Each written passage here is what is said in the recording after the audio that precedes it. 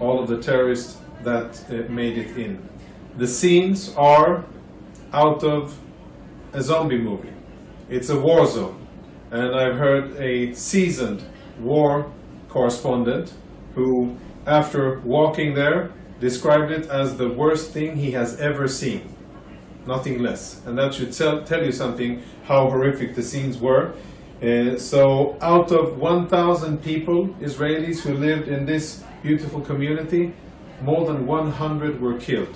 And today the body bags, many body bags, were evacuated from that kibbutz, including those of children and including those of babies. And we got very, very disturbing reports of that came from the ground that there were babies that had been beheaded. And I admit it took us some time to really understand and to verify that report. And it was hard to believe that even Hamas could perform such a barbaric act.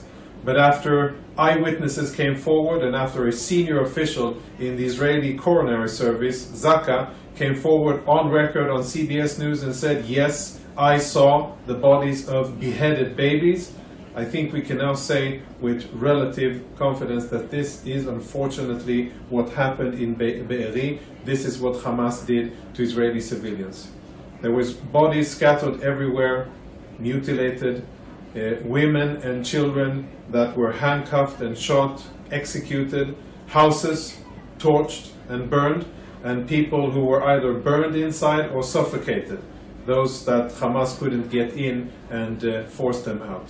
Those were the scenes in Kibbutz Be'eri, and in a sharp turn, I would like to go straight into the Gaza Strip and speak a little bit about Hamas, what Hamas has in the Gaza Strip and under the Gaza Strip, because there is much more than meets the eye and much more than what you see on news coverage of cameras that are gazing at the Gaza horizon, and all of a sudden there's a plume of smoke and perhaps a building collapses as a result of an Israeli strike.